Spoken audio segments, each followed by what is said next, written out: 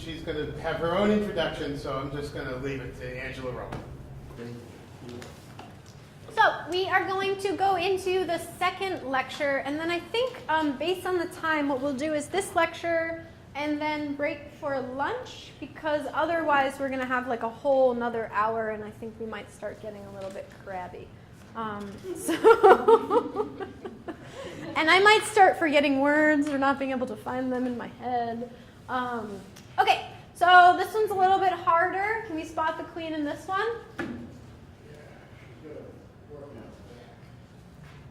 Yeah, she has a bee on her back. Yep. Right in the center. There she is. This is one of those slides that's pro-marked queen. Okay, so we are going to launch into a little bit of a deeper exploration of nutrition. And I've already talked to you about why nutrition is important, so why it matters. But we'll keep getting deeper and deeper on nutrition. A lot of this information is taken from a lecture that I went to a couple years ago. Heather Matilla, who was at Wesleyan.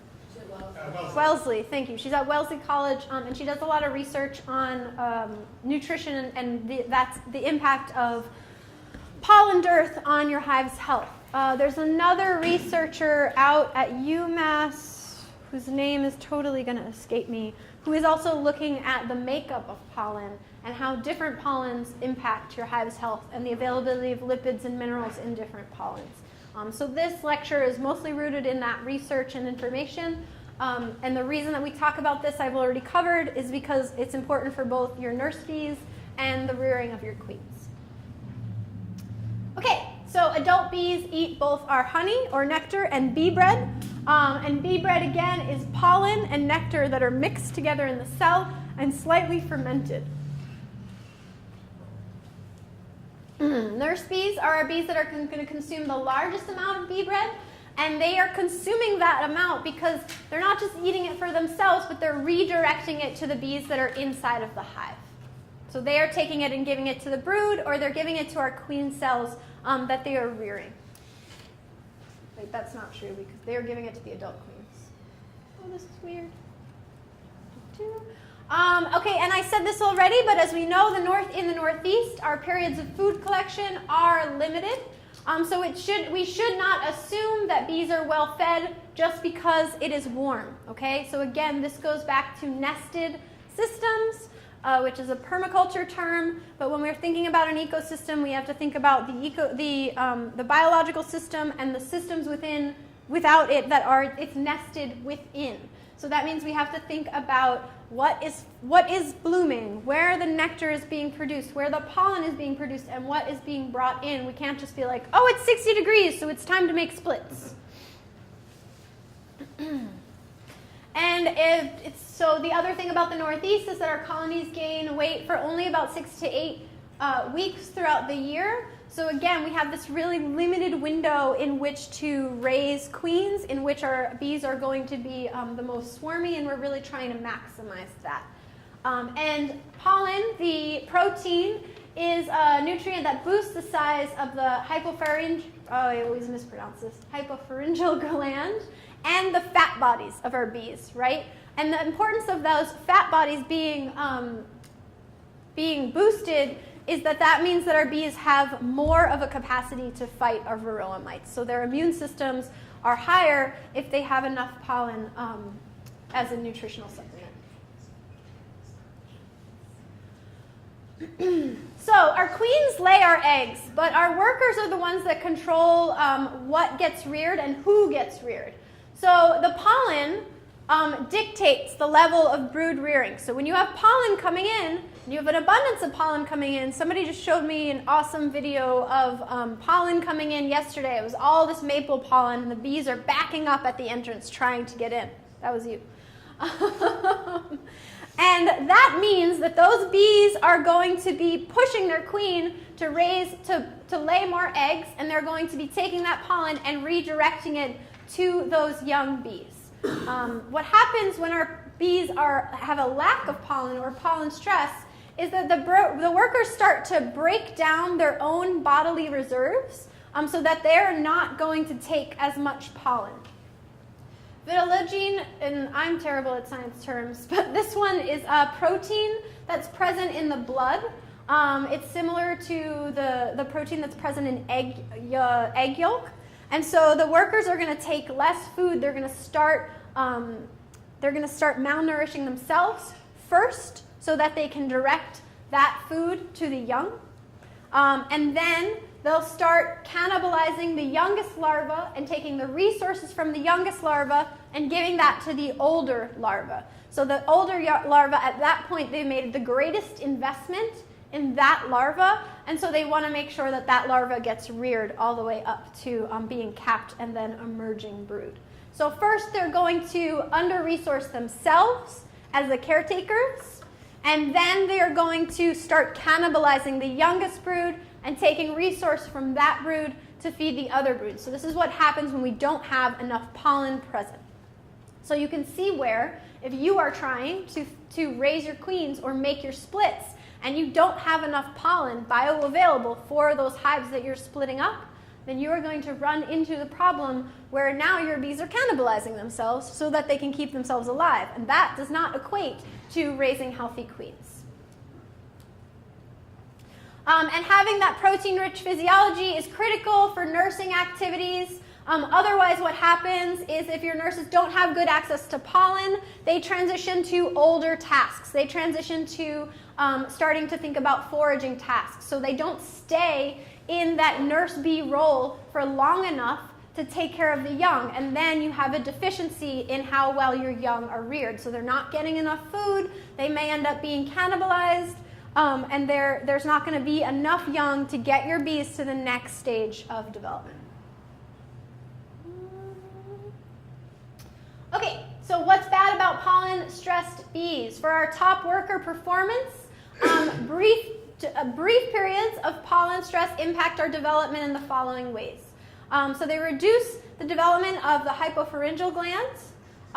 They reduce participation in foraging and recruitment. And when I say recruitment, I mean they reduce the dance, or they're not dancing as accurately.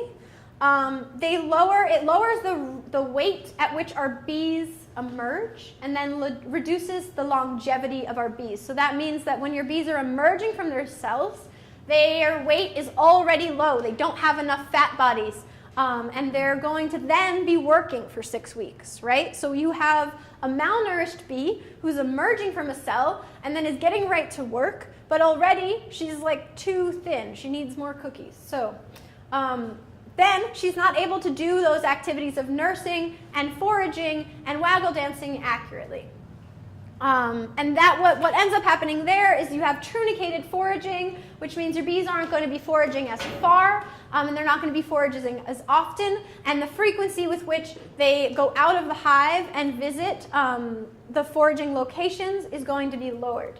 And then, I already said this, but then your waggle dances are going to get less precise, right? So I have a bee that has found a foraging location, but she's not going to be able to accurately direct her sisters to where that location is.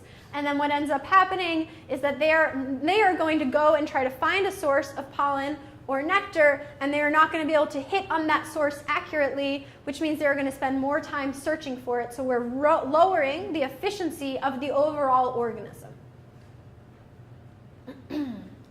Okay, so what do we do about this? If we have a bad pollen year, so far we're shaping up well, fingers crossed, it's only April. You can feed pollen over a long period of time, and that acts as an insurance policy. One thing I've noticed, though, with feeding pollen throughout the year is that I see an uptick in small hive beetles. And so something to keep in mind. You really want, again, to be the person that understands the nested systems and understands when pollen is coming in.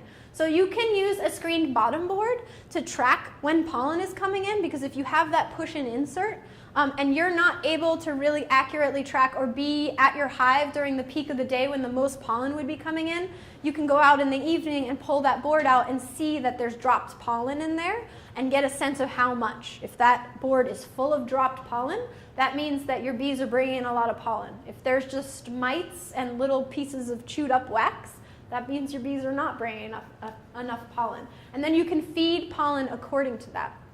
Backdrop or a drawback of feeding pollen is that the nutritional makeup of the fake pollen, we'll call it, isn't as good as the nutritional makeup of the pollen that is out in the wider world. Okay, so the lipids and the minerals are not an exact, accurate match of the stuff that we're finding out in the wider world that our bees are foraging. And so what ends up happening is that they're not necessarily getting all of the nutrition they need. But again, just like feeding sugar syrup, this is supplementary, right? So it's something that we are supplementing when absolutely necessary. So this is what I already talked about. You're thinking about the nature of the location where your bees live. You're thinking about those nested systems. My system is here. I know there's pollen within a 1 mile radius of here, and so I am good to go. And also tracking that. And then again, considering the forage range of your colonies. So this is where I become that crazy person that's driving around in my car, looking up at the trees and trying to figure out what is foraging when. You guys can't do that in Eastern Mass because the drivers are way more aggressive, but out in Western Mass, we can do that. It's really funny, the like switch. I learned to drive in Miami, and the switch over, and then I drove here. I lived in Boston for a few years. And the switch over from driving in Western Mass, where I can't drive like a jerk because the chances that I'll end up in the store with the person I just cut off are really high. And then the switch when I go into the 495 corridor is I'm just like, meow, meow, meow, meow. This is a very, very different scene. So yeah, so you're thinking about where your bees are and what is bioavailable in that 2 mile radius, okay? And how available is it? Is the temperature going up and down so those pollen sources are going to be available and then they're going to shut down, or is it consistently available? And more what we're seeing in the spring here in New England is we have these like false starts, right? We have these springs that start in March, or probably for y'all you had more warm weather in like late February, and then we're seeing these crashes of cold weather. And then what happens is that pollen is available, and then it rains for 3 weeks, and then the pollen is no longer available, and your bees have to find a new source.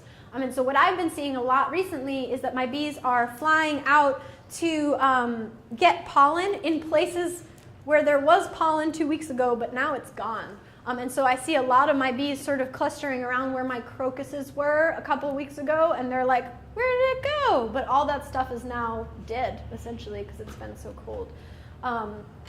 So yeah, that pollen, the access to pollen and your understanding of where and when it's available is really crucial. Okay, nutrition, just like it matters in those young bees, it also matters in a rearing of our queen cells. So right now I'm going to show you 2 examples of queen cells. These are pretty dinky. So these are your queen cups. And when you are grafting a queen, you're taking that queen and you're putting her inside. You're putting the egg, the 1-day-old egg, right here in this cup. And then you're putting this into a hive that is full of nurse bees and has pollen and honey in it, and they are raising queens. And so these, right after I made these up, we had a pretty big drought, and so it ended up that my bees just didn't raise these queens quite how I wanted them, but it's a great example of a sort of short and dinky queen cell that didn't have proper nutrition. And then I'm going to show you some of these like banging queen cells, so you see how much longer these are than these. That's significant. The other reason I put these in is because these newer queen cells, I have to buy queen cells, they are clear, so when you pull them out before they're capped or after they're capped, you can see how much royal jelly is pooled in the top of them, and that enables you to really understand the nutritional input that's going into that queen cell. So it's nice to use these if you are grafting, because you start to develop an understanding of how much royal jelly is in them, and then you are able to assess the nutritional input of that particular cell. Okay, so holding this science, nutrition, and research in our minds and knowing what we know about the importance of that, we're going to talk a little bit about setting ourselves up to make the best splits. One quick nutrition question. Sure. Does pollen get stale? Like, we saw frames of bee bread. Mm-hmm. Does that have a shelf life? The or- bee bread keeps fermenting, just like any fermented food, right? Like, so if we have kimchi, which is like, or sauerkraut, it continues fermenting if it's kept at a temperature above 55 degrees. So it'll keep fermenting more and more and more. So bee bread isn't something I recommend you reuse, but pollen you can save, like dry pollen, you can trap it and save it and feed it at different times of the year. So that doesn't get stale, but you should put it in the freezer, put it somewhere where it can store, because it can draw moisture from the air. So if you have it in a place where there's moisture in the air, that stuff will draw into the pollen, then it'll start fermenting once it gets wet. And any idea how long bee bread's good for? That I don't know. That's a great question. What do you think?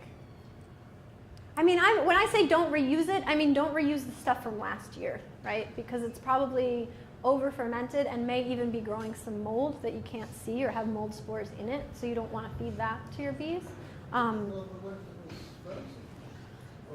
Like in like a deep freezer or over the winter. Yeah, that might be fine. I have a really big issue with moisture in my area because I'm really close to the river, and so I constantly have this moisture issue, and most of my old bee bread looks kind of moldy, so I don't tend to use it. But I do use honey that's capped, because that's capped, but the bee bread's not capped. So the temperature going up and down could mean that it's fermenting more, then it's freezing, then it's maybe growing a weird mold spore, then it's freezing again. I think if we had you had it in a cold storage situation where it was kept the same consistent temperature, I would feel better about that. But then cheese ferments too, right? Yeah, and then it grows mold. And then you can still eat it, but you have to cut the mold off. Cheese is good for a long time. True. Very, very true. So is sauerkraut, so is kimchi. But I don't know the exact window when it goes from fermented to really gross. Other nutrition questions before we move on? Yeah. I did have one. It's very geeky, but I'm interested in genetically the queens and the workers are the same. Mm-hmm. They have the same genetics. And so the difference in development is really difference in nutrition. Correct. And I'm wondering, is it the presence of alcohol in the bee bread that kind of makes the workers be more stunted, or is it the excess of pollen and royal jelly, or do you know? No, it's okay, so your question is, you made a statement and then you asked a question. So your question is it the presence of alcohol first? It's not fermented like booze fermented. No, I know what you mean, but fermentation produces alcohol. Right, but like at such a small ratio at this, and your bee bread would have to ferment for a really long time to produce any alcohol level. So kimchi is lacto-fermented, right? So that means that it's fermented using the lactic acid that exists on the tops of the plants. In order for that kimchi to get alcoholic, you would have to leave it for like several years. Right. I guess I'm just looking for the nutrition. What is it that makes the difference between The queen and the royal jelly worker. and bee bread? That's what causes the difference between the workers and the queens. Right, so What is the queens are fed, like I said, they're fed that dry pollen versus the bee bread, right? And then the royal jelly. So it's a matter of the dry pollen and the amount of royal jelly that the queens are fed, because the very early stages of your workers are also fed a little bit of royal jelly. Your really healthy hive, when you go in and do an inspection, every single cell that's ready to get an egg dropped into it will have a little pool of royal jelly in it. But it's really about the amount of royal jelly that she's fed that allows her ovum to fully develop, and then also that dry pollen over the fermented. But I don't know if there's something in the bee bread that makes it so that they stunts the development. That's a great question. I have a question about supplemental feeding. Mhm. Is that okay to ask now? Sure. Okay. So there are all these different concoctions you can put together to feed your bees supplementally. And what do you think about that? I mean, should you use organic sugar, or does it matter? Or should you feed them honey? Or I've seen that kind of paste that you can make too. Mm-hmm. I'm a little confused about that. Yeah, so feed makeup really, I think, for me, depends on the time of year. Like, for example, at this time of year, we're still using sugar patties. And some people are starting to mix those sugar patties with also pollen substitute. So you'd have a sugar patty that then also is a little bit brown looking because it's mixed, or a deeper yellowy brown looking because it's mixed with a pollen substitute. And then switching over to sugar syrup in the time of the year where it's not getting below freezing at night, which will hopefully be soon. A lot of people mix in like Honeybee Healthy, which is a mineral supplement, as well as different essential oils into their sugar syrup.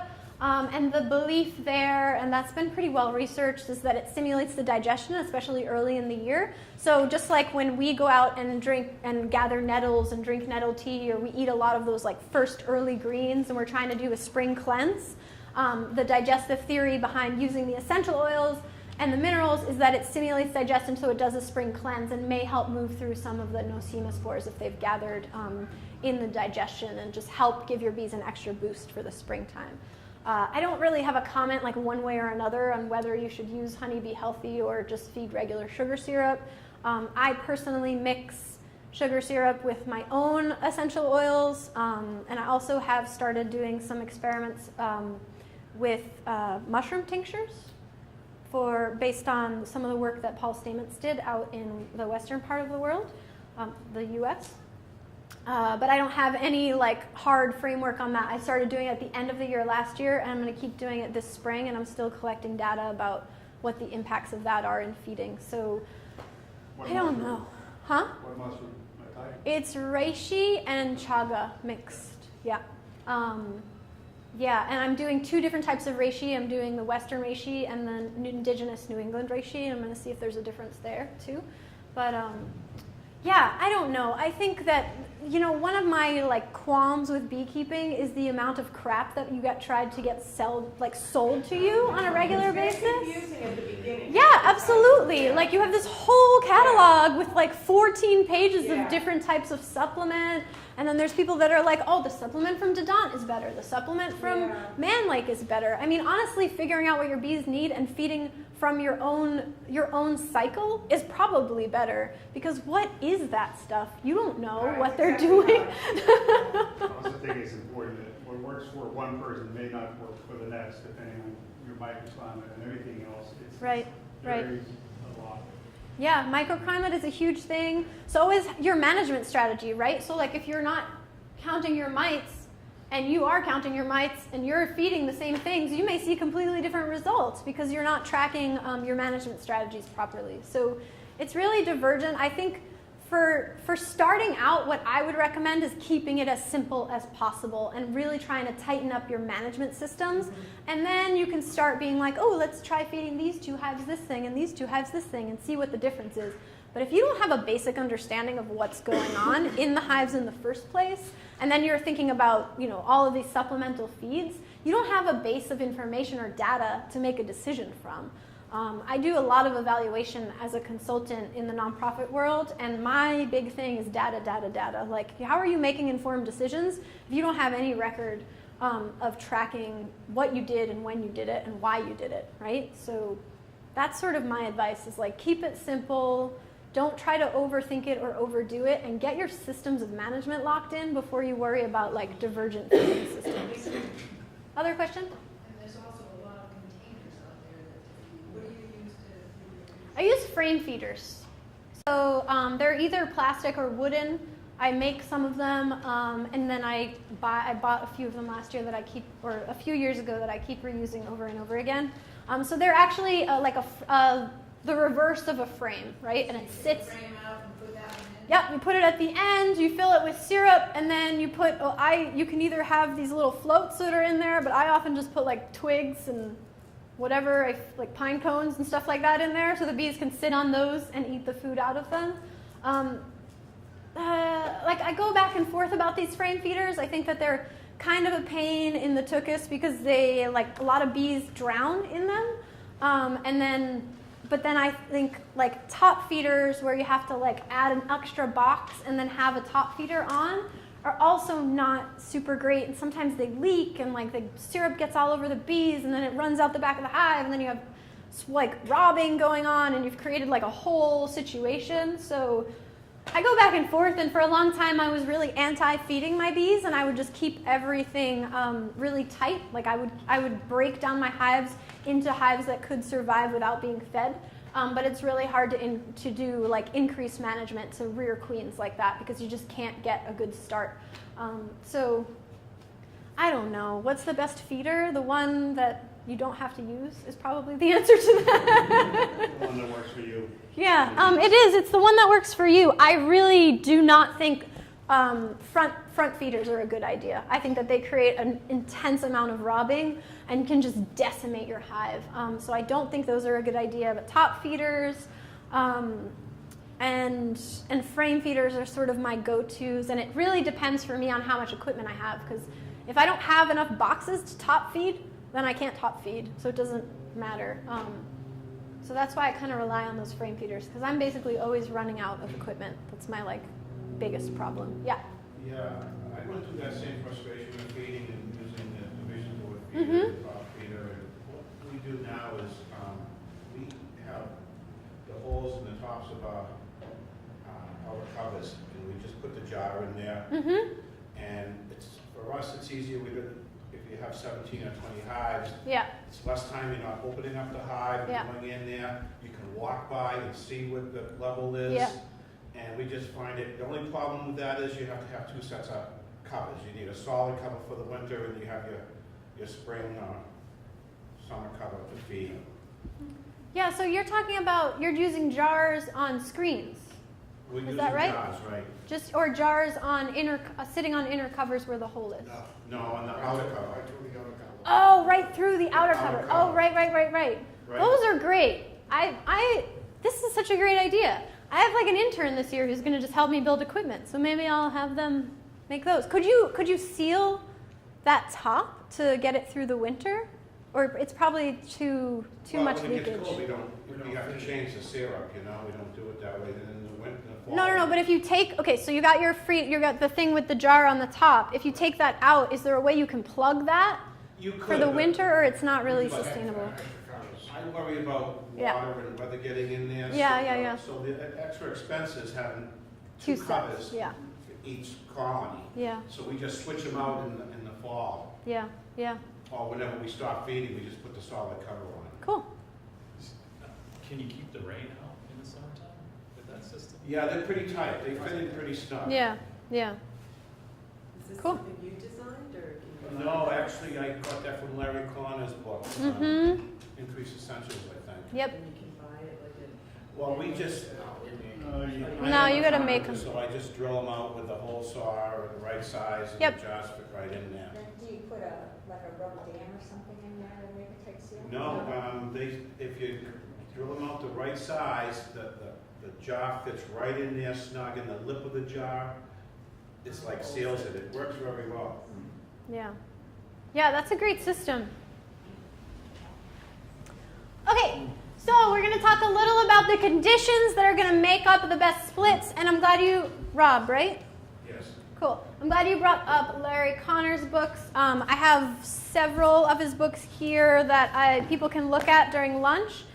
So Increase Essentials talks about nucleus management. This is an excellent starting place for folks that are thinking about creating nucleus-based colonies. And then Queen Rearing Essentials.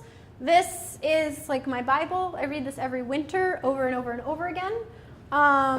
Bee Sex Essentials. This one is cool because it gets into the biology on exactly why we need to have an abundance of drones and why it's important that our queen is well nourished, etc., etc. So it really highlights a lot of what I'm talking about today. And then if you are as big of a biology and genetics nerd as I am, then there's one called Mating Biology of Honeybees. Larry Connor wrote this with the Kuniger brothers, who are out in Germany, and Jamie Ellis. And that one gets into the nitty-gritty of honeybee biology and honeybee sexual activity and mating, and it's completely fascinating, but it's very science talk heavy. So the other other 3 that I mentioned are way more accessible, and the mating biology is way more rooted in like the science scene. Well, this is good. Another one in the series there, the swarm assumptions, which Steve was asking. Oh, cool. With Larry. Yeah. Part of the series. Cool. I haven't seen that one. Yeah, that was good too. It's part of the series, same thing. And I think for those of you who are like thinking about getting into queen rearing, I know Dan is having Larry out the first week of June. I don't know if there's still spots in that class, but I've heard really great things about it. I'm going to be there. Larry bred, did he do the VSH, the original VSH? Was that his? I don't think he did. No, it was, he did some line of mated queens that were famous in the late Bob 90s. runs a queen rearing class as well. Cool. That way when they're apiary, that is good for local people here. Yeah, absolutely. I think it's important to get your feet wet with it first, and then you can get more and more nuanced into the details of it. I try to take a new queen rearing class every year because we have such a limited amount of time in which we can rear queens that I feel like it's important for me to brush up on my skill set and to just see what other people are doing and what their apiaries look like and how things are going with their systems. All right, so let's get into this so we don't run overtime too much. So ideally, we're setting up breeder yards within 2 miles of our home apiary. And the reason for this is twofold. First of all, we want to make sure that our queens have drones to mate with that are not from the same family that the queen came from, because then we run into issues of inbreeding, and that can lead to drone-laying queens. And sometimes when you have a drone-laying queen, first she starts out laying mated eggs, and then as the year goes on, or sometimes over the winter, or sometimes in the early spring, then she's only laying unmated eggs. And so then you end up with a drone-producing colony. You've done all this work to get her through the winter, and then she poops out on you. So it's important for that reason. But then the other important thing is when I'm making up nucleus yards, I actually really want to have everything look uniform. So all of whatever I'm using for my nucleus colonies, whether it's 10 frames or 5 frames, that they're all the same size, that they all look very similar. And the reason that I want to have them look similar like that is because I don't want my bees to be drifting from one colony to the next. So that uniform appearance prevents drifting of bees, because if you have 20 nucleus colonies that all look the same, and then you have one giant colony at the end of a row or at the end of a U shape, all your bees are going to go to that big colony because it looks different, and they're like, oh, what's up with that place?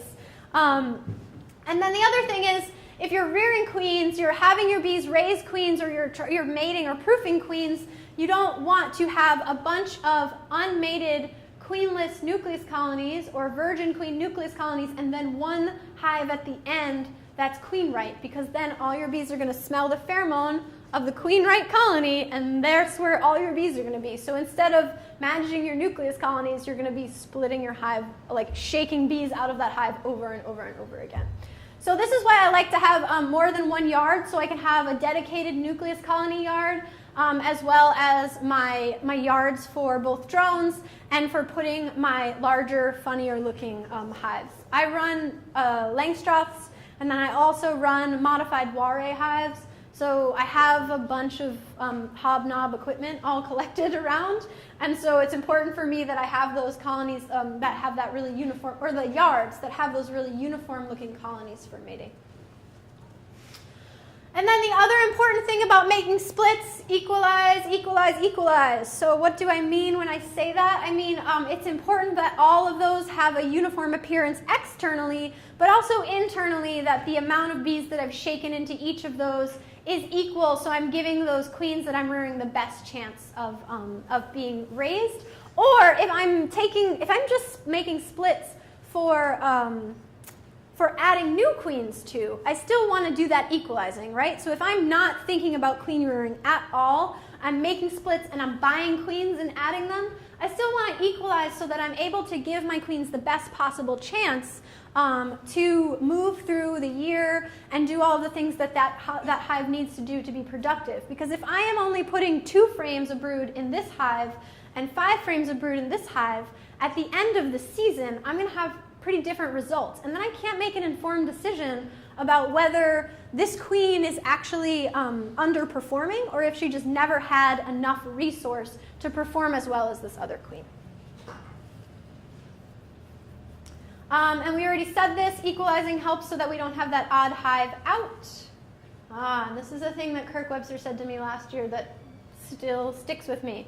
So have a plan, have an A to Z plan, and know what your compromises are before you even start, okay? What does that mean? That means that I have a detailed idea of why I'm going into my hives, when I go into my hives, and I can know what the things are that I'm going to ignore so that I can get what I want to get accomplished. And this is kind of that thing I was talking about earlier about having, you're finding queen cups or queen cells, and maybe today is not the day that you deal with those and you cut them, but then you need to figure out how to deal with that swarm response on a later day so that you're not in your hives for 8 hours making a bunch of insane decisions about what you should do and pissing off your bees. Okay, and then the other thing that I think is important about making good splits is that you have a really healthy brood that you're putting into those splits.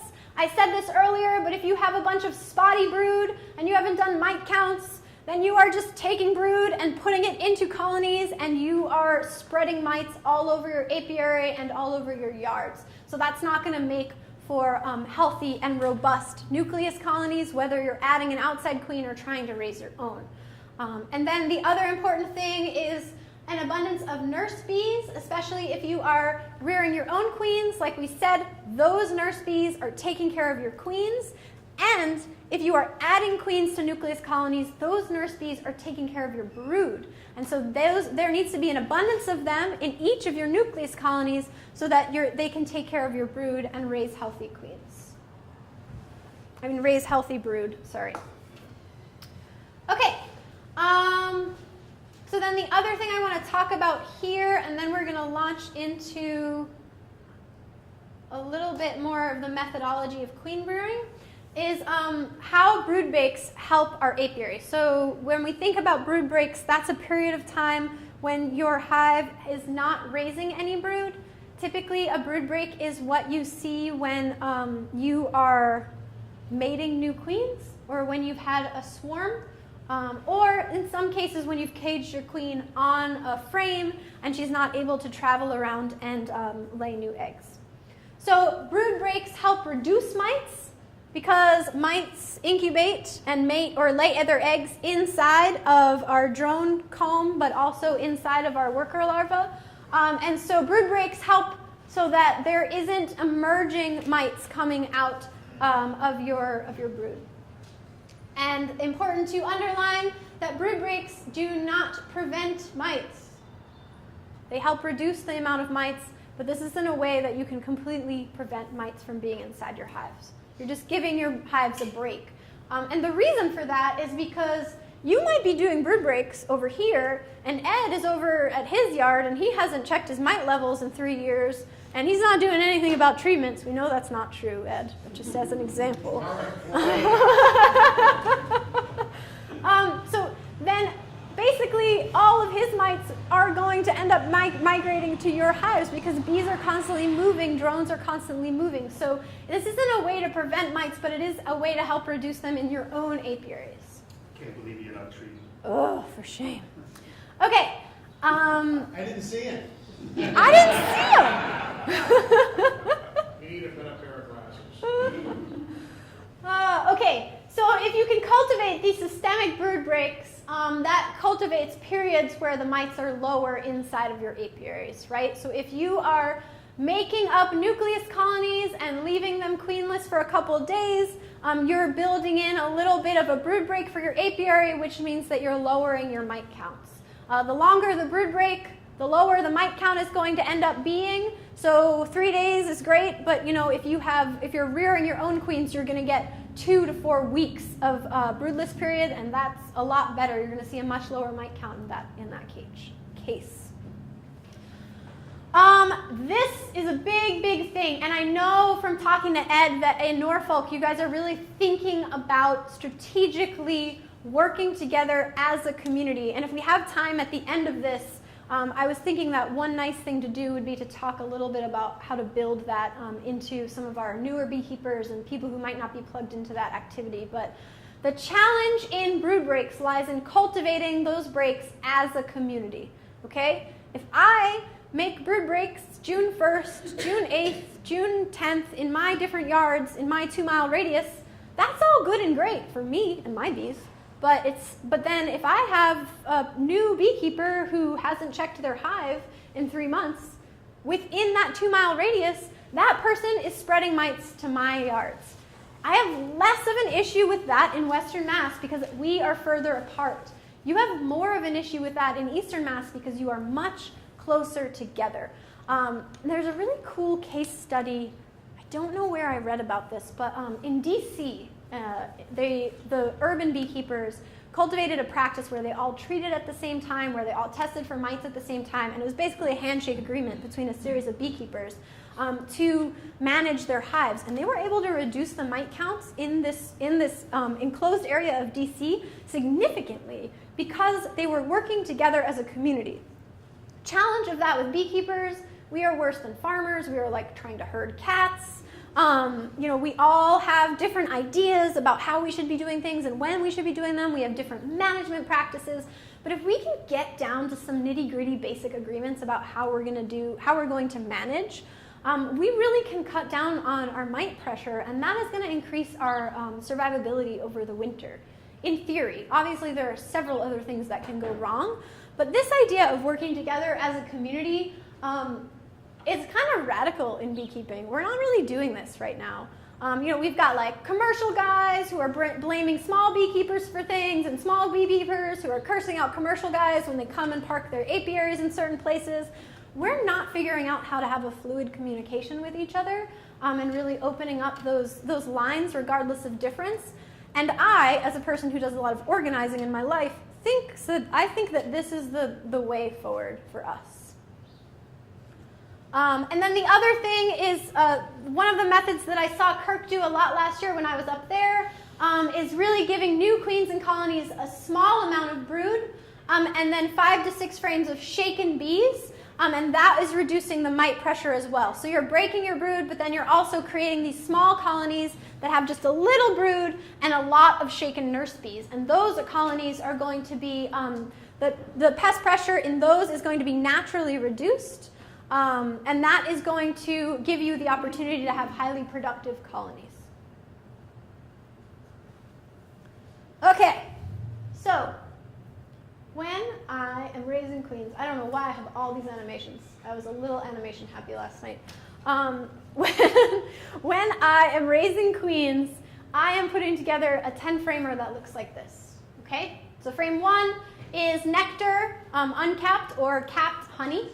Frame 2 and 3 are capped brood.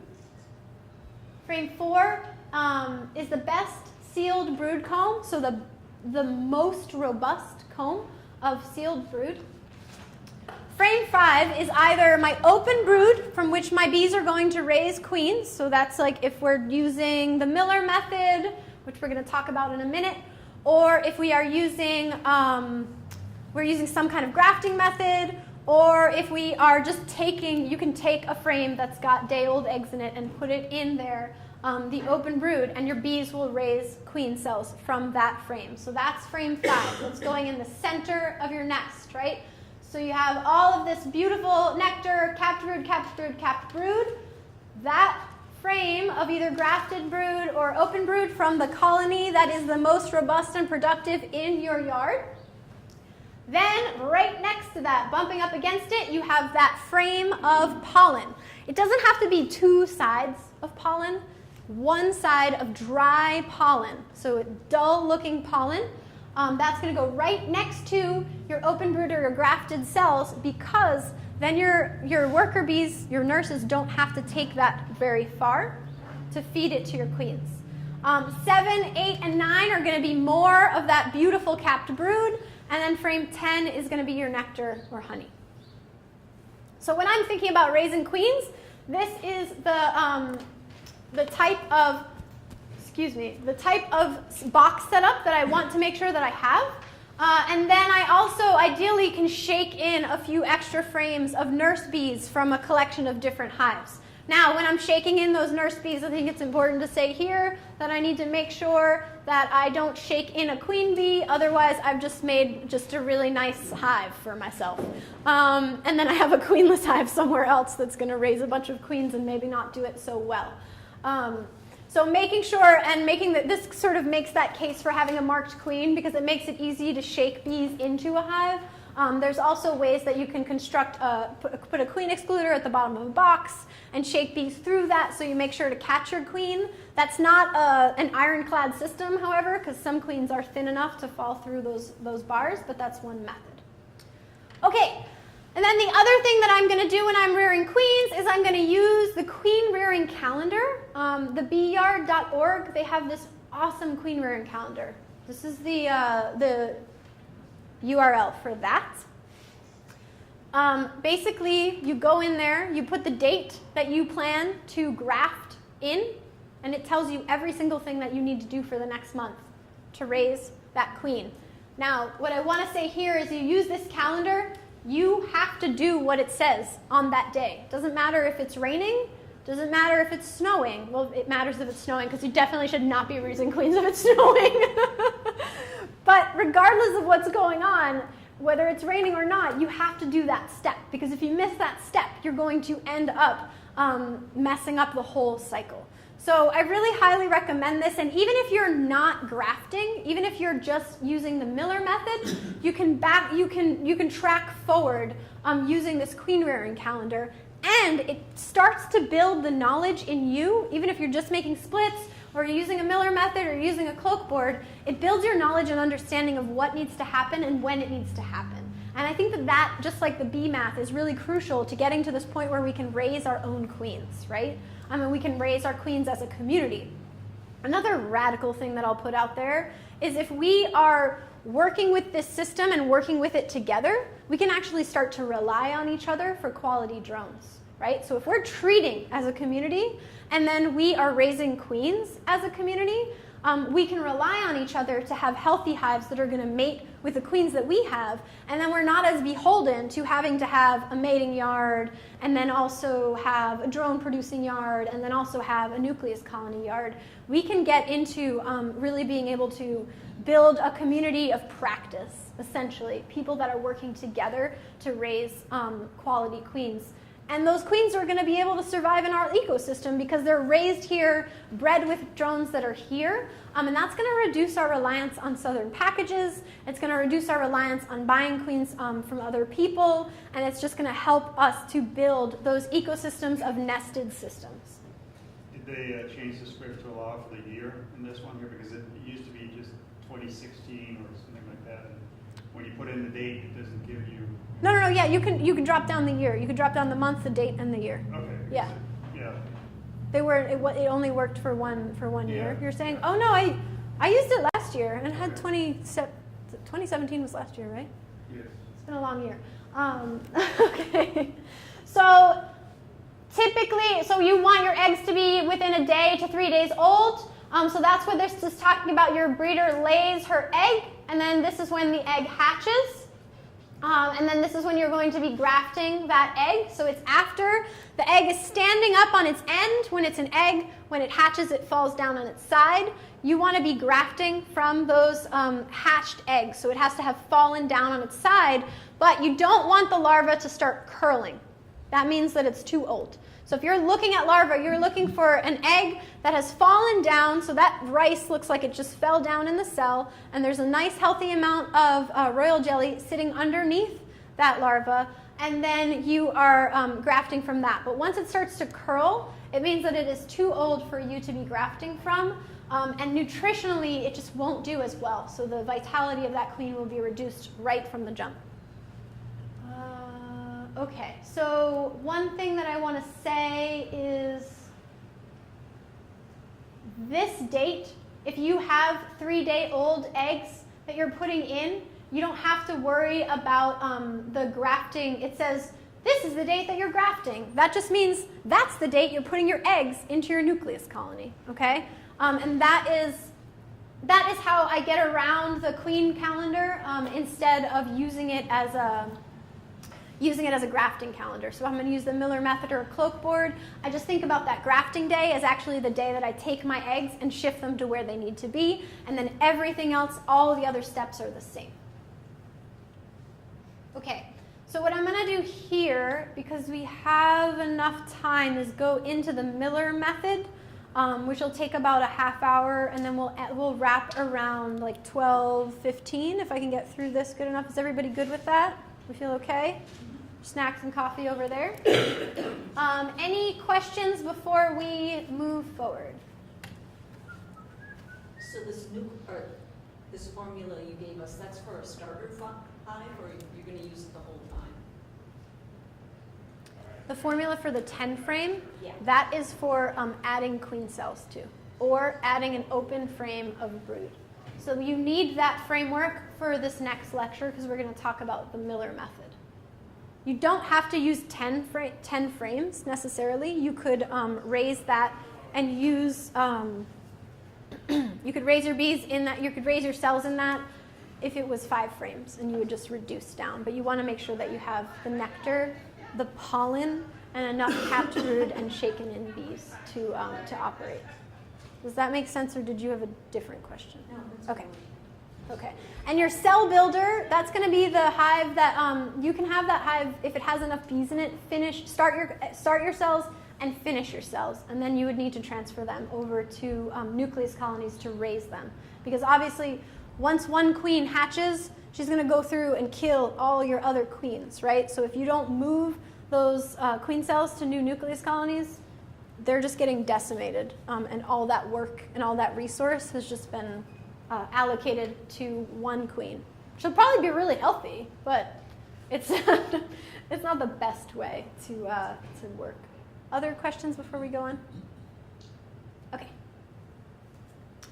Okay, so I'm going to talk again about analyzing hive health, mating strong queens, and what methods require the least input with the most success. So I want to say here that when I was first starting out with queen rearing, what I did is the Miller method, and so I've been talking about this and thinking about this method for the last few years, but grafting is really where I am now because I have more control when I graft and rear queens in that way. But this is a good method for starting out queen rearing if you don't know how to graft, and if you just want to raise a few queens, like 8 queens or 10 queens. If you're trying to raise 100 queens, then you need to think about a different method, because then you need to really get good at grafting. But in this method, we are thinking about just raising a few queens. So we want to take the daughters of a really well-producing hive and make 3 new hives from her. The Miller method is a great way to do that. I will also caveat this with saying that there are several other methods for raising queens. There is the cloak board. There is, someone just told me, the Nicot method. Nicot. Yeah. So I'm not saying this is the ironclad best way to raise new queens. I'm just giving you the instructions and walking you through this, because actually this is a method that you can do on your own, and you don't necessarily need an intervention or a bunch of new strategies. And it doesn't require that you buy any new equipment, so you can use the equipment that you already have, which is nice. And that is going to allow you to experiment with queen rearing without really diving into grafting and all of the tracking that requires. That said, just because you're experimenting with queen rearing doesn't mean that you get to discount all this stuff about nutrition that I've been lecturing you about for the whole morning, right? So we still have to hold all of that and have to hold ourselves accountable to that. But we can start experimenting without really grafting, which is just trickier and it's harder to learn and it takes more practice, and you really want to be in a class where you're doing it in a hands-on way to get good at it.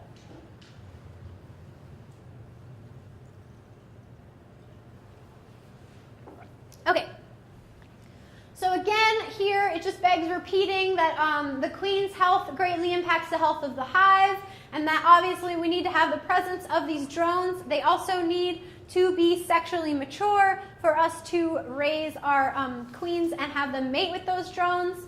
Can anybody tell me what a sexually mature drone, how many days that drone has been alive? 10. 10 days. So he is incubated And then He's been section. around longer, but he's Yeah, been- yes, thank you, yes. He has emerged, and he is 10 days old, and he is ready to rock. By that I mean he's ready to have his penis fall off. Okay, again, we are making sure that we are choosing queens who are hardy and productive, and have those minimum input and maximum resiliency qualities, right? These queens aren't the ones that you have had to treat 3 times, that you have had to feed all year. These are the queens that when you open up and look at your brood, it looks like this, okay? And on the outer edges of your brood, you have bees that are building beautiful wax, and that your queen is filling these frames with eggs quickly, so fast that you can't keep up with her. Those are the queens that you want to mate from. Okay. Again, the presence of this drone comb is really important. We cannot have this without and have healthy and mated queens. And the fact that your workers are plentiful and thus your nurse bees are plentiful is also vital and important. So when you're pulling frames from these hives that you are getting ready to mate, those frames should be dripping with bees. All right, we already talked about the drone's job, so I will not say sex again. I said it, see? And again, you want to make sure that you have this nice brood pattern and that you have a lot of nurse bees. The place that you're going to find the most nurse bees is going to be on your open brood. And I'll say this again because I think it begs repeating. The place that you are going to find your queen is usually going to be on your open brood. So it's important that you either are very good at finding queens, mark your queens, or figure out a system of management where you're shaking bees through a queen excluder to make sure that you are not putting a mated queen into what you think is a queenless nucleus colony, because then what you're going to end up with is just a really robust colony that's probably going to swarm. Again, you need plentiful bees to make queen cells, and you need a generous amount of nectar and pollen production in order to contribute to the robust nutrition for all stages of larval development. And this isn't just for your queen, but it's for the brood that your bees are going to need to rear. Okay, so somebody tell me what the worker's life cycle, incubation cycle is. 21 days. And how long is our queen inside of her incubation cycle? 16. Sometimes it can be 14. It's kind of weird. And then how long is our drone in? Great. Great. So let's talk about the Miller method. I have a link. I'll send this out to you, and I'll have the link in it. So the Miller method, we are going to take a frame that is completely blank, and we are going to cut it into these, like, sort of the same way that you would cut a pumpkin mouth in October. You're going to make these peaks, okay? And I've used this method in the past. I still use it from time to time when I'm raising a small amount or small batch of queens in the fall. And again, I use it because it's simple, minimal technique. It's easy to figure out. There's no extra equipment that I have to buy, so I don't have to buy a cloak board. I don't have to buy any kind of nightcot system. I don't have to buy queen cells or queen cups. I'm just using everything that I already have. And this one is medium, but I typically do this on my deep frames. So first thing that you're going to do is cut your undrawn comb and place that in the center of a robust hive. So any hive that is doing really well in the early part of the spring, you're going to take this made-up frame, you're going to take out a frame of nectar or honey, you're going to move this frame into the center of that robust hive, so right in the middle of the brood nest, and then you are going to leave it there and have your bees draw the wax out of it, okay? So you want to make sure that whatever hive that you put this in has this abundance of nurse bees in it, because those are the bees that are going to draw the most wax, and they're going to do it the fastest. Oh yeah, this is another thing that I wanted to say. You can also cut like partially drawn comb. You can also do this on plastic foundation, but you need to use some kind of box cutter or something like that. And I don't recommend doing it in the field. I recommend doing it in your workshop, because box cutters and dirt don't mix so well. You can also do this on a wired frame. You would just cut the sort of triangular shapes a little bit lower, okay? So it doesn't have to look exactly like this. It's just that you're creating this peaked system, and then your bees are going to draw queen cells down from that system. Okay, so I'm taking that and I'm putting it into a hive that is full of bees, and then I am checking it after about a week. So my bees have drawn that out, I totally forgot about this. So I'm putting it into the hive of bees from which I want to produce queens, okay? So I have this banging, robust hive. She's doing great. It's the end of April and she's already big. And I'm thinking, yep, this is the one, right? So I'm going to watch her. I'm going to make sure that they have enough food. I'm going to check to make sure that they're bringing in pollen and nectar. And then I'm going to take this frame and I'm going to put it in. If you really want to maximize their capacity to begin to raise eggs on this, you can also make sure that there's a nice frame of pollen next to this, and that your bees have all of the nectar that they need in that hive. And if they don't have that nectar, that you're feeding them supplementarily so that they can raise these eggs. So putting it into my hive, and 1 week later I'm going to pull it out, and it's going to have a bunch of hopefully young eggs on it. You're going to want to make sure that you check to make sure there's eggs on it or in it, because if there isn't, then you need to place it back in and wait for there to be actual eggs. So if you just do this and they draw out the comb and they don't lay eggs in it, then you're just going to have a frame of wax. So that bears caution. Okay, so I have made up my wax. I have inserted it into my healthy hive with a healthy queen. And a week later, I'm going to check that, and I'm going to see that there is eggs in it, and that there is no queen sitting on this frame, okay?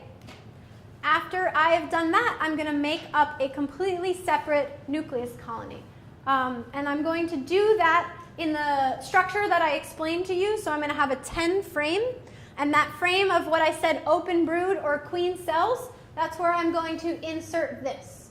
Now, if you don't have enough resource to make up a 10-frame nucleus colony, you can do the same method in a 5-frame box. But again, you're going to want to shake 5 or 6 frames of nurse bees into that box as well to give it that nice, robust makeup. Again, these nucleus colonies need 1 frame of pollen, at least 1 frame of honey, and that is to ensure that we have the nutrition for our emerging queens and for the future worker larvae.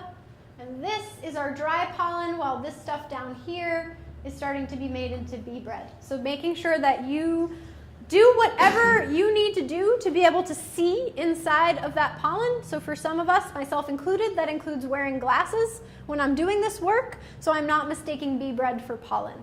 And that I'm doing this when I have the time and the space to do that inspection, right? So if I'm trying to rush this, I'm not going to end up with as high quality of a queen mated, because I'm not going to be noticing those small details. I've already given you so many words about pollen, so we will skip that. Ideally, my nucleus colonies should be made up of 2 to 3 frames of those capped brood, the honey and pollen, and then this is 2 to 3 frames, but I actually think 5 to 6 frames of shaken nurse bees is the way to go. When I'm making up a colony for mating, it should be overflowing with bees. Okay, so these are 2 examples of queenless nucleus colonies that have cell builders inside of them. This is a tiny one.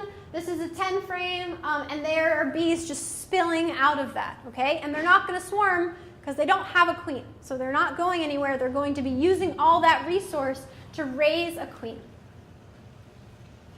And again, this is what the insides of my cells should look like before they're capped, so that when they are capped, my larva is able to mow down on all of this amazing royal jelly and really come out of those cells robust and ready to lay eggs.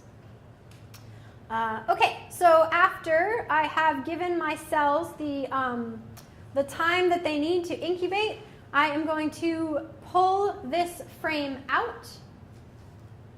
And that nucleus colony is going to finish the cells. So they are going to draw the first colony that I put it in is the breeder colony. So what I wanted from her was just her eggs. And then I'm taking this and putting it into a nucleus colony, and they are going to draw down all of those cells. Now what I can do as the beekeeper is I can take those cells, and I can take a sharp paring knife or a pocket knife, and I can cut over, it's actually easier to do on this side, I can cut over that cell, and then I can push that into small nucleus colonies. So it's important for me to stop here and say that however many of these queens you have raised, that is how many small queenless colonies you're going to need to make up. So each of these queens can have an opportunity to go out and mate. Okay? So if I make up a queenless nucleus colony and I raise 10 queens, I need to have at least 10 boxes that I can put these cells into. Okay?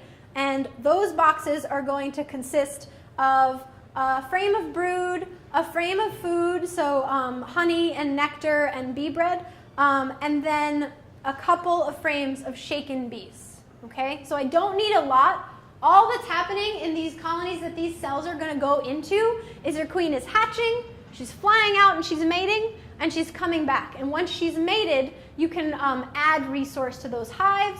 Or if she doesn't end up mating, you take those frames and you add them back to different colonies, so you don't have any loss. But once these cells have been finished by your nucleus colony, you need to make up those other queenless nukes or queen breeder colonies. So that's the opportunity for you to finish the whole cycle of mating. So these cells I'm going to pull on the 12th to 14th day. It's really important to pull them because if you leave all of those cells in and then your queens start emerging, your first queen is going to kill all your other queens. So again, all that work you did is now moot. You now just have one queen and a bunch of dead cells. So when you're making up the colonies where your queen is going to emerge and ultimately go on her mating flights, those are just going to be small colonies, and that's where the things like the queen hotel that you saw me talk about earlier, those are nice because it's got 2 frames in each of those little slots, and you put 1 frame of capped brood in there, and you put 1 frame of food in there, and then in between those 2 frames you push down one of these little cells, make sure she's snug in between those 2 frames, and you leave that and let her mate. And you're going to give her 2 weeks to mate, provided the weather conditions are good. And then sometimes it can take up to 2 weeks for her to lay eggs. So just because it's been 2 weeks doesn't mean that she immediately gets to work laying eggs. Sometimes it takes a little bit longer. So it takes about a full month for you to go from a queen cell that has emerged to a fully mated queen. After 4 weeks, if you don't see a fully mated queen in that hive, that means either that your queen got eaten by a bird or that she didn't mate properly.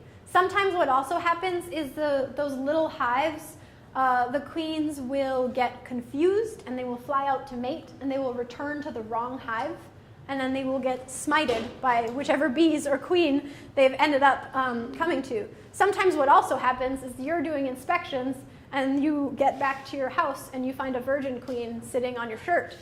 Because she's landed on you. So one of the ways that we manage for that is we put marks on the fronts of the hives and the tops of the hives.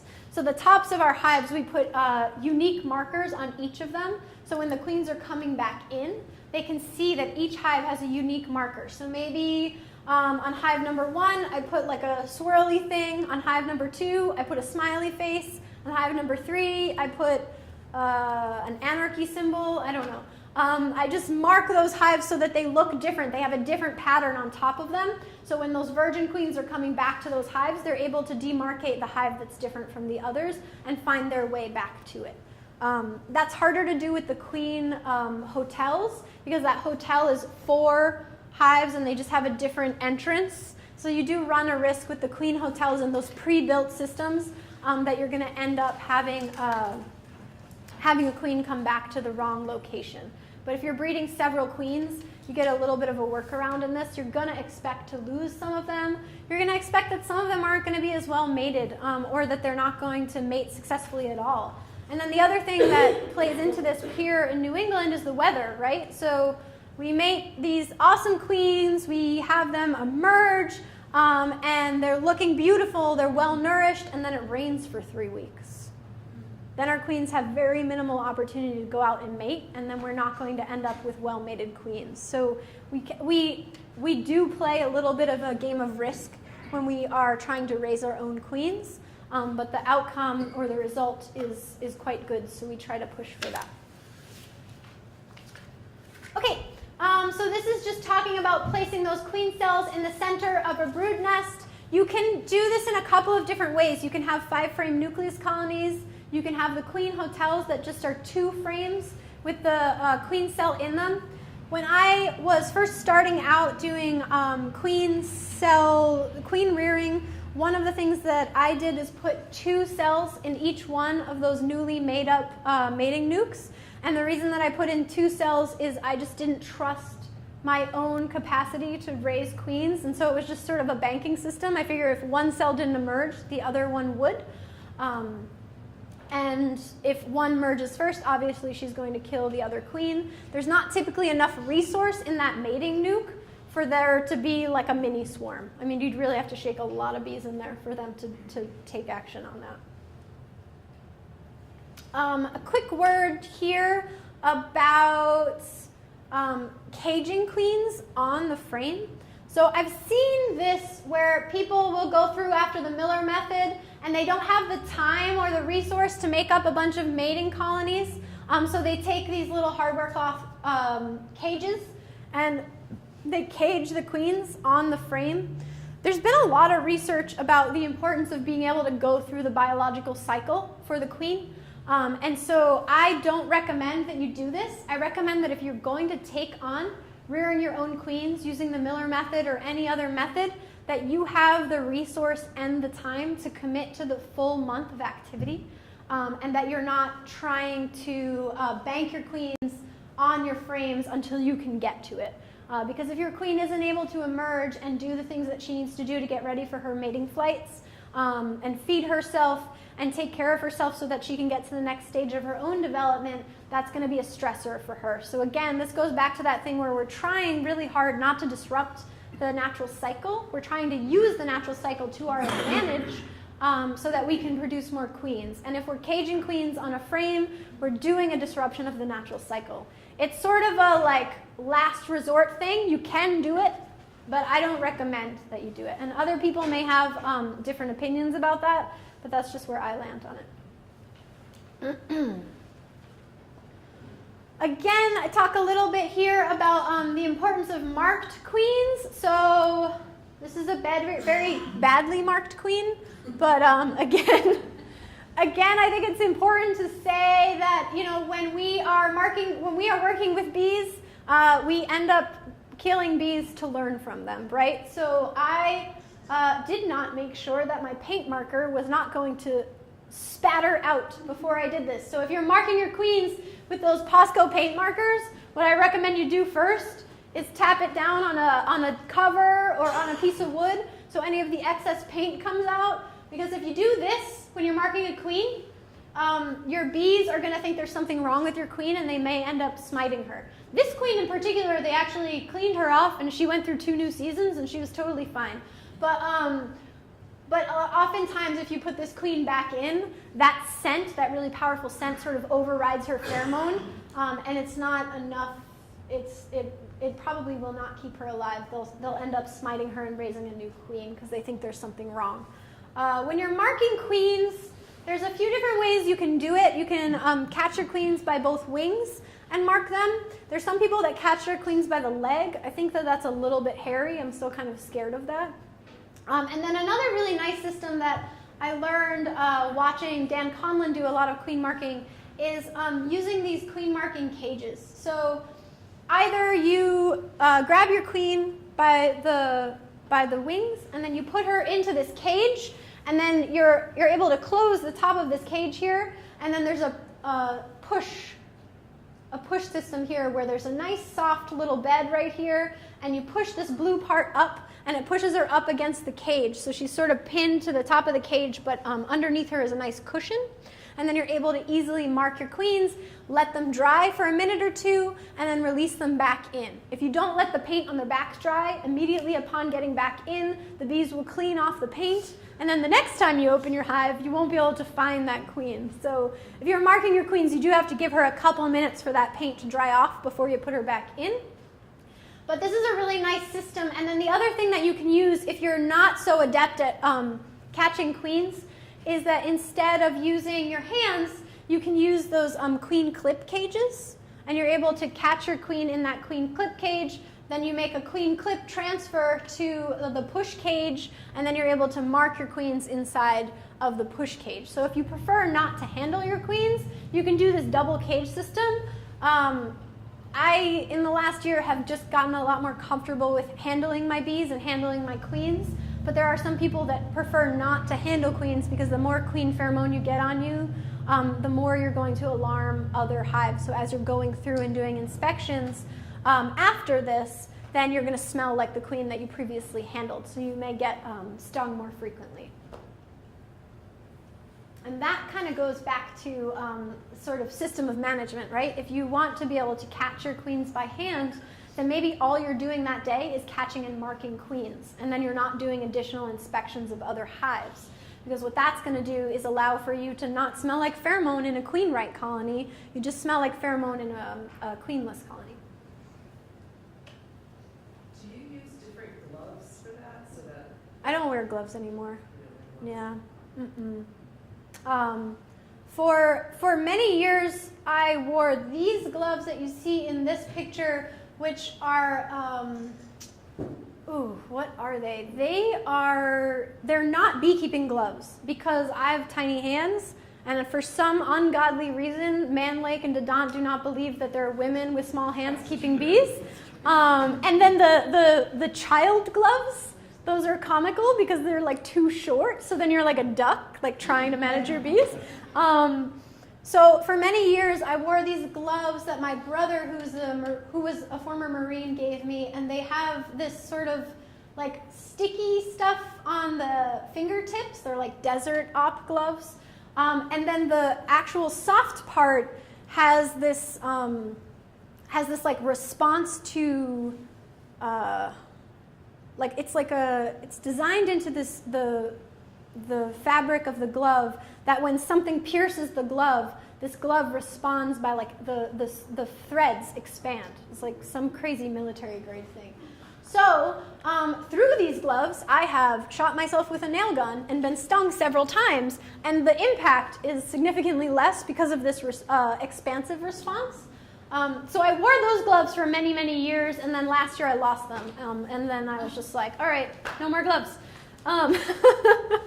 And I find last year was the first full season, and then this winter when I went down to Florida to do some work, I find it's a lot easier to do all of this queen rearing stuff, all of the tiny manipulation that's required, cutting the queen cells, handling the queens, all of that if I'm not wearing gloves. Catching queens to be able to transport them, it's all becomes significantly easier when I'm not wearing gloves. And frankly, if I'm managing a system, the times that I want to be like really equipped, wearing a lot of equipment, are any time that I'm going to be shaking bees because that makes bees mad.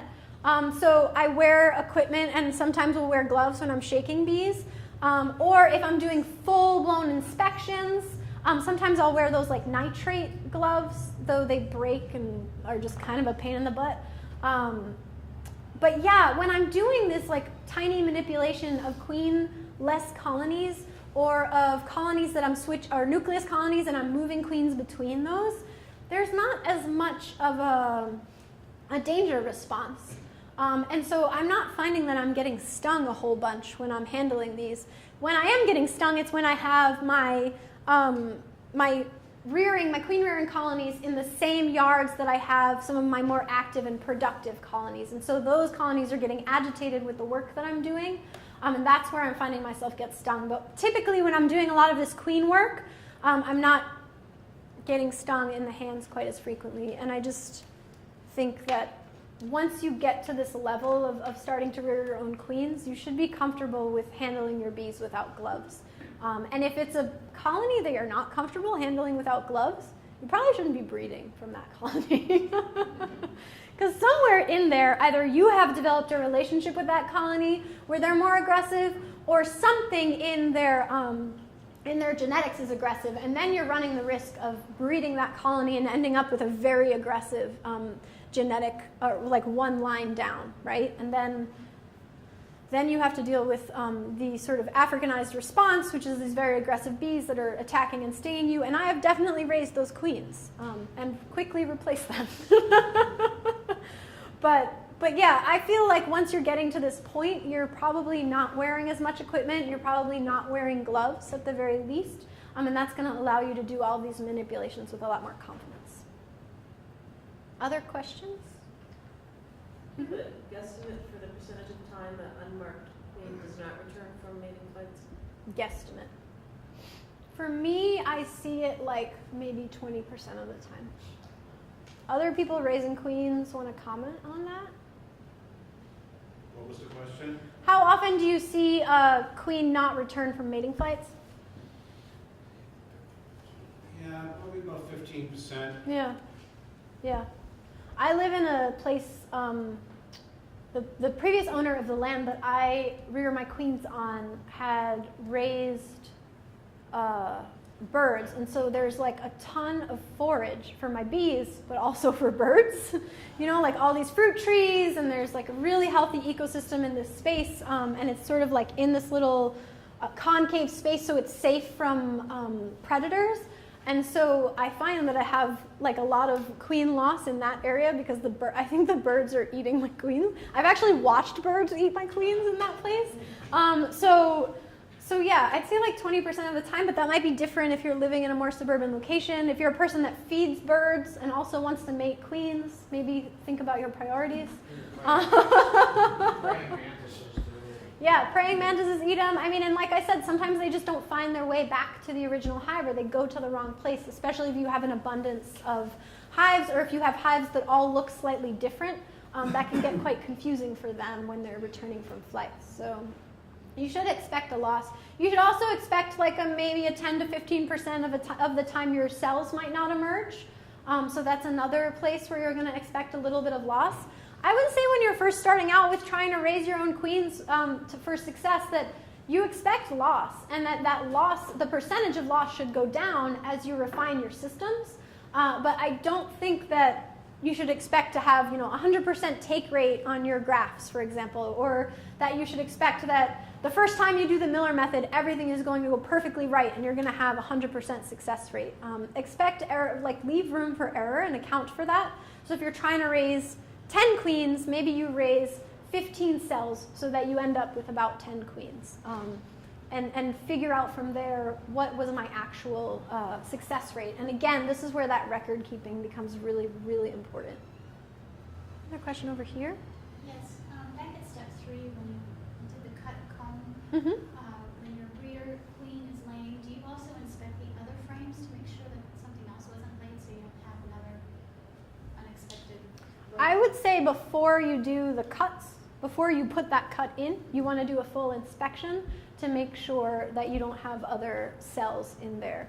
But that's sort of just like regular management practice sort of stuff. And if you're doing the management where you're keeping track of your records and you're aware of what's going on inside of your hives, then you shouldn't have that issue, but never hurts to check.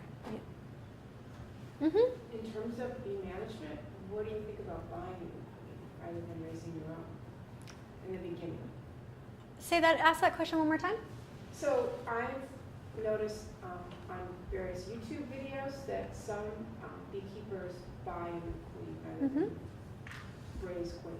Yeah, I think if you're just getting started, the first thing that you should do is make good nucleus colonies using the model that I set up there, and then queen them with someone else's queens, okay? So before you're like, oh, I'm going to make splits, figure out how to make a good nucleus colony and re-queen it, or add a new queen to it. Make sure you have that down first, like say in your first year or your second year. Once you have it down to make good nucleus colonies that end up producing robust colonies that can survive the winter, then you can start thinking about making splits and using this same system to make strong splits that can raise their own queen. Once you've got enough of your feet underneath you making splits, then you can start transitioning to Miller method, or maybe you're trying splits and Miller method at the same time. But I think that it's important to sort of to baby step your way there. However, I also think that by year 2 or 3, you should be raising your own queens in some way, shape, or form to try it, right? Because we have that really short window in which you can do this work, and so you should be trying to do it, especially if you have a queen that's going like gangbusters in your ecosystem. Because if you're not rearing new queens from that queen and you're just buying queens from other people, you're not really maximizing that hive to the best of its ability. You're not really taking advantage of the fact that that queen is a good queen, and maybe you could raise a few daughters from her and use those to re-queen hives that aren't doing as well in the summertime. So this gets down to like, I'm super cheap and I don't like to buy bees. Yeah. So how long can a queen last usually, a good queen? I think the optimal time is like a 3-year window, and then I start. If I have a 3-year-old queen and I really like her and she's done great all 3 of those years, I'll raise daughters from her, and I might not smite her and replace and requeen her. I might let her go and see if she can make it a 4th year or 5th year. But by year 3, I find that like the effectiveness, the efficiency of that queen starts to go down. So it's kind of hard, but I think by year 3, if you're thinking I want to keep these genetics going, then you're really wanting to mate from that queen. So she's the only one that survives, no one else really survives. The worker bees die, don't they? Well, workers live 6 weeks in the winter time, in the summertime, and then your winter workers are your workers that are raised in the fall, and they have thicker fat bodies. They're fed more protein, so that they have those thicker fat bodies, so they can survive through the winter. And those bees, because they're not going out and working themselves to death, because that's what your foragers are doing, is they're basically flying until the filament on their wings falls apart. Since they're not doing that work and they're just doing the work of keeping the hive warm through the winter, they live that whole time. But starting somewhere right around the changeover where it starts to get lighter, the solstice, is that it? Yeah. Then your queen is slowly raising small amounts of brood. So your bees don't really necessarily go by the warm weather to raise brood. They go by the increase in light, because they live by the sun, right? And that's a really important thing to hold. So they're raising small amounts of brood, and those older bees, those older worker bees, are starting to die off. And so it's important that your queen, like a good marker of survivability in the Northeast is that your queen is able to raise brood early in the season. And if she doesn't have that genetic disposition to raise brood early in the season, then all your old workers are going to die before she starts to raise new brood, and you don't have anyone to take care of that young brood. So a good marker of a northern hardy queen is that she's raising brood early enough. Where we, as beekeepers, kind of get the short end of this stick is that she might raise brood early enough, and then we have these weird cold snaps like we're going to have tomorrow.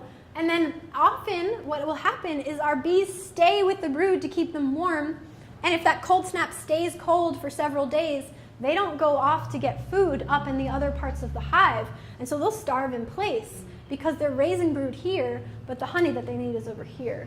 And so that's a really frustrating thing about raising bees in New England.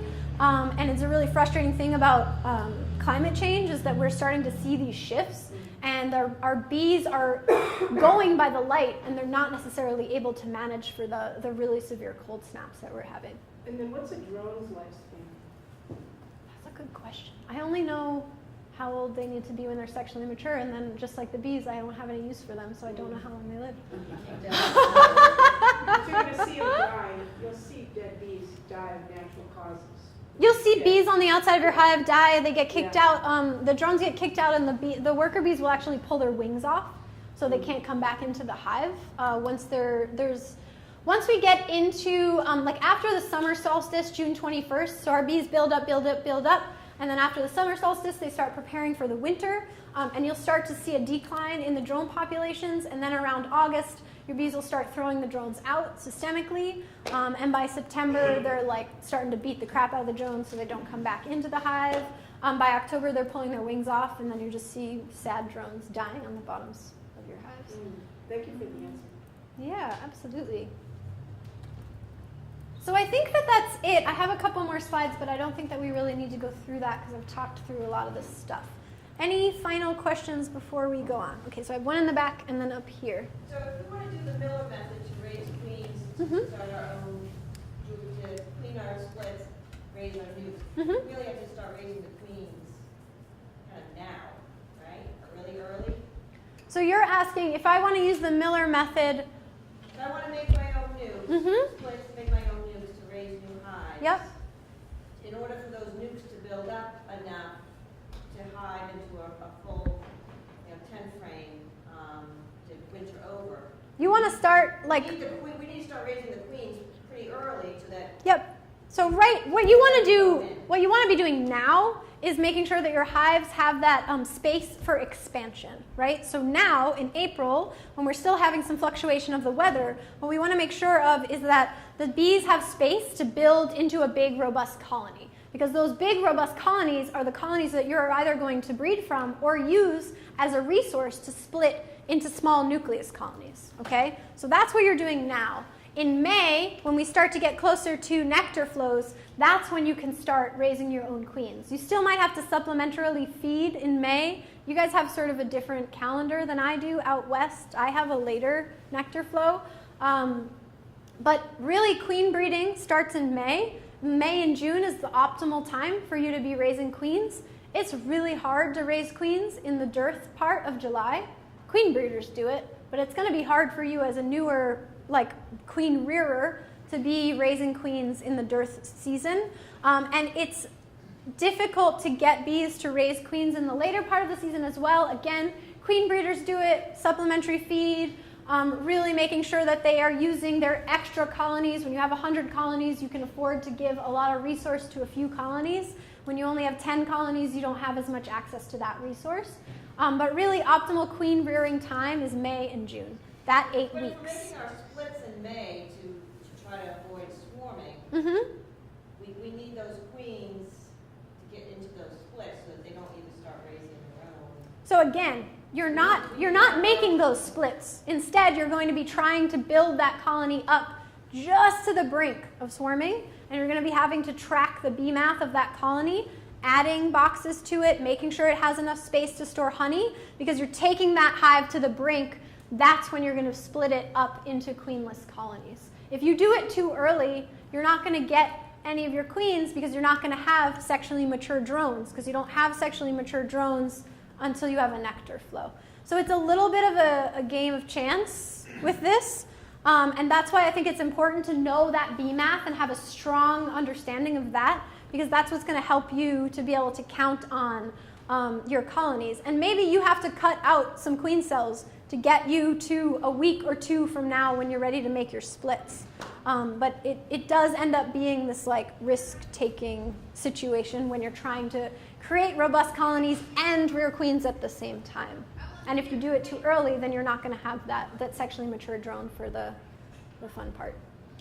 Also, I just want Come to back bring to up, oh, sorry. No, go ahead. I wanted to bring up that if it's a hive that you like or whatever, you don't have to worry about a swarm. You go in there and you get queen cells, just make splits Yeah. with queen cells. Yeah, absolutely. You So. don't have to do Miller method, you Yep. don't have to do any method. The queen has already done it for you. Absolutely. So your swarm is your natural breeding response, right? So if it's a hive you really like and you are keeping track of your bee math, so don't say, oh, it's a hive I really like, I'll just wait till they're swarmy, right? No, because they're going to swarm and you're not going to be paying attention, you're going to be at work or you're going to be doing whatever you're doing. But if it's a hive that you really like, then you are able to take advantage of that swarm response and just split that up and cut your queen cells out. And that's a really easy way to get started with queen rearing. But you do have to make sure that you have that resource available when you're doing that method. So you had a question Do you have an over there. overall plan for the genetics of your bees, and do you bring in new queens and new genetics occasionally? Mhm. Yeah. So I have colonies from Bob Brockman, who's a Russian queen breeder in New York State. And then Sam Comfort, who's a friend of mine, and he runs Anarchy Apiaries, also in New York State. And then, where else do my queens come from? Then I've done a few like VSH queens from the middle of the country over there. Thank you. Minnesota. I'm actually trying to go there this year. Yeah, so and then I brought those in to sort of crossbreed with. So every year or 2 years, I try to bring in a new cycle of bees and test them out and see how they do, and then mate from those. So I'm not mating from the same queen over and over and over and over and over again, or the same line over and over again. And that, what I do with that actually, and we'll talk about this more during the planning stage, is I do push pins in all of my hives.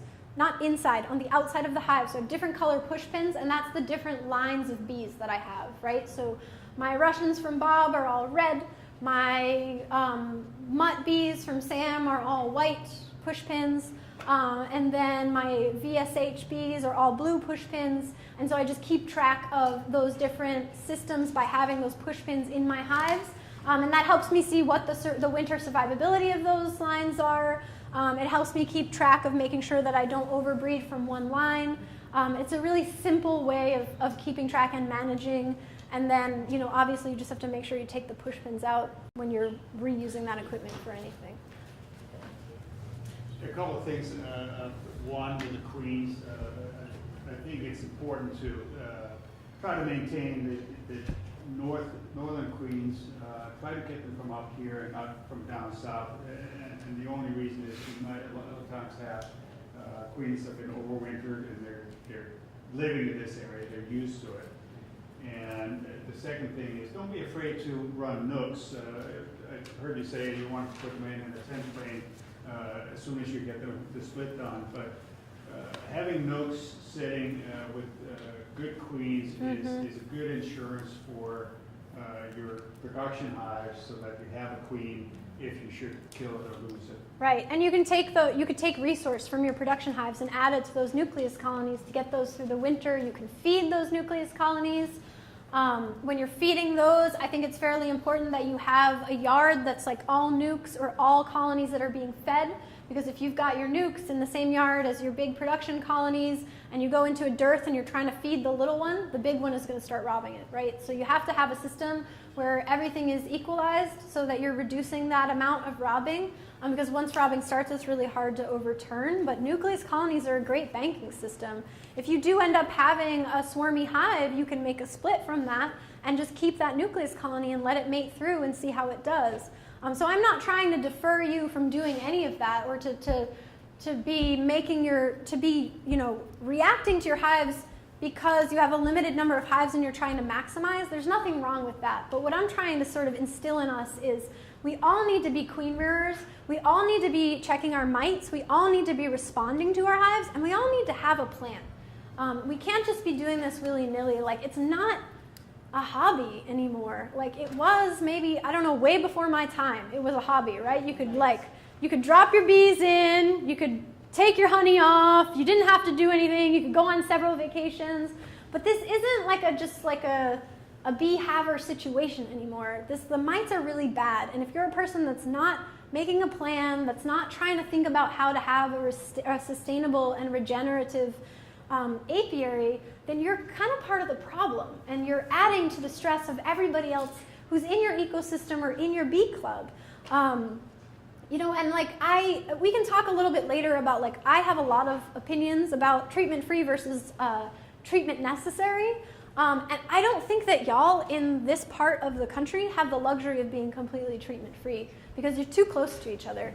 And especially right now, with us not communicating effectively, you can't be treatment-free, because, as I said, you know, Bob's going to treat his bees, and all his mites are going to end up over at your yard, or you're not going to treat your bees, and I'm going to treat my bees, and then all of your mites are going to end up back at my yard. And so we're creating these problems for each other by not communicating, and by not creating cohesion and like working together, and by just beekeeping willy-nilly. Oh, there's a swarm. Oops, okay, so I'll do this, and now I'll do that, and now I'll do that. That's not a way that we're going to get these resilient bees that are able to survive in the north. this isn't the best ecosystem for honeybees anymore. Between the cold weather and the wetness and the fact that our bees have incredible mite pressure, it's hard. Like it's a 6-month dearth, right? Like we don't have any kind of availability of food for 6 months. Think about what that would do to us as humans, right? We would be eating each other. So it's not realistic for bees to be in this ecosystem without a heavily managed system and without us thinking about how we can work together to create a more cohesive and survivable northern hardy bee. And if we're not doing that, all we're going to be doing is buying crappy bees that just came off almonds from Georgia, and they're going to be shipping them up here, and we're just going to be like perpetuating this system that we have no control over. And I'm sure that the commercial dudes that are making money off of you, that are selling $20,000 worth of packages a year, they have no problem with that. But for me, like, I don't want to be spending that money every year to buy bees that are already sick, that are bees that are coming off of almonds, which is a monoculture. I'm going to get berated for saying this on film, but that's fine. Those bees are coming off of a monoculture that doesn't produce enough nutrition for them to create vital, healthy hives. And then they're taking those, shaking them into packages, they've probably got mites on them, and they're sending them to us. And we're the suckers that are buying those hives. Instead of like digging in, figuring out how to do the things that we need to be doing, reading the research, and holding each other accountable to raising good bees. And if we were doing that work, it would completely shift the system, and we would be able to have a lot more control of what's going on, both within our clubs and within our like greater New England ecosystem. So yeah. Yeah, and that's all you're doing is you're raising mites. And I'm not saying, like, I don't want to be the person that's like, treatment-free is not okay. Actually, if you live in a place where you can control your ecosystem and get your mites under control and breed your queens properly, you can be treatment-free. But I don't think in the suburbs of eastern Massachusetts that y'all can pull that off without a lot of work. I think maybe if you all got together and created a really tight plan for raising queens, you could probably be treatment-free as a collective in 5 years. But you have to work towards that. It doesn't just happen naturally, and it's not just going to happen if we're not working together, if we're not communicating, and if we're not learning how to raise our own queens and how to respond to what our bees need. So I'm going to stop there because that feels like a really badass place to stop.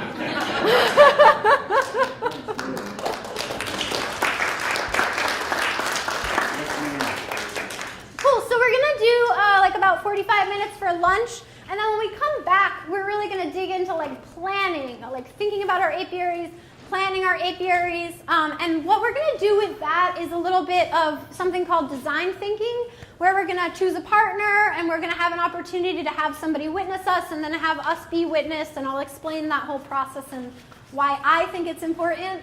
But when you come back for lunch, after you've eaten and you feel revitalized, if you could grab one packet. This is a packet about the design process we're going to use, and this is a packet for apiary creation or expansion. So grab one of each of these when you come back into the room, and we'll be ready to go around like 1:10, I think, because it's 12:20 now, right? All right, great. So I'll see you all after lunch.